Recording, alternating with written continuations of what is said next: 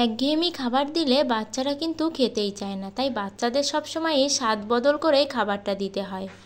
নমস্কার বন্ধুরা, বাচ্চাদের খাবার রেসিপির আরও একটি নতুন পর্বে সবাইকে স্বাগতম জানিয়ে আজ নিয়ে চলে এসেছি নুডলসের একটা ভিন্ন ধরনের রেসিপি। আমার দেওয়ার নাম নুডলসের অমলেট। অবশ্যই কিন্তু ভিডিওটি শেষ পর্যন্ত দেখতে থাকবেন। নুডলস কিন্তু ভীষণই উপকারী, বিশেষ করে বাচ্চাদের জন্য।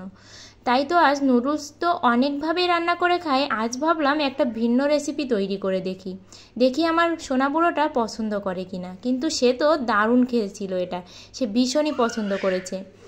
এবার নুডলসগুলো শুরুতে সেদ্ধ করে আমি এর ভিতরে একটা ডিম দিয়ে দিয়েছি, আর দিয়েছি পেঁয়াজ কুচি, ক্যাপসিকাম কুচি, অল্প কিছু কাঁচা লঙ্কা কুচি, আর পরিমাণ মতো লবণ, পরিমাণ মতো হলুদ।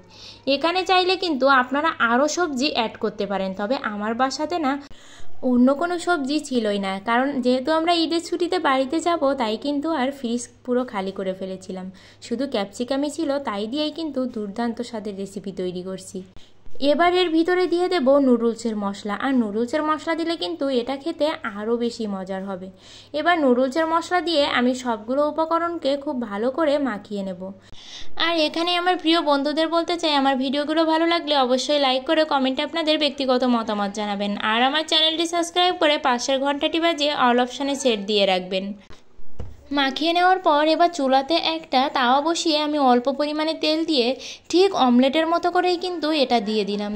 আমি আমার ছেলেকে সবসময়ই স্বাদ বদল করে নুডলসটা বানিয়ে দিই, কখনো ভেজে বানিয়ে দেই, আবার কিন্তু কখনো চুপ নুডলসটা বানিয়ে দেই, আবার কখনো এভাবে বানিয়ে খাওয়াই। তবে এভাবে কিন্তু আমার ছেলে সব থেকে বেশি পছন্দ করেছে। আর এভাবে এক পাশ ভাজি করা হয়ে গেলে উল্টে দিয়ে অপর পাশেটাও ভাজি করে নেব অল্প পরিমাণে তেল দিয়ে। এভাবে এপাশ ওপাশ করে খুব ভালো করে ভেজে নেব। আর যখনই দেখবেন বাচ্চারা কিছু খেতে চাইছে না বাচ্চাদের, তখনই কিন্তু খাবারের স্বাদ বদল করেই খাওয়াবেন। আর দেখুন এটা দেখতে কতটা সুন্দর হয়েছে, খেতে কিন্তু দারুণ হয়েছিল। আর আমার সোনাপুরো তো সবগুলোই কিন্তু নিমিষেই শেষ করে দিয়েছিল। তাই আপনাদেরও বলবো বাচ্চাদেরকে অবশ্যই এরকম ভিন্ন ধরনের রেসিপি তৈরি করে খাওয়াবেন। আজকের ভিডিওটা এ পর্যন্তই, সবাই ভালো থাকবেন।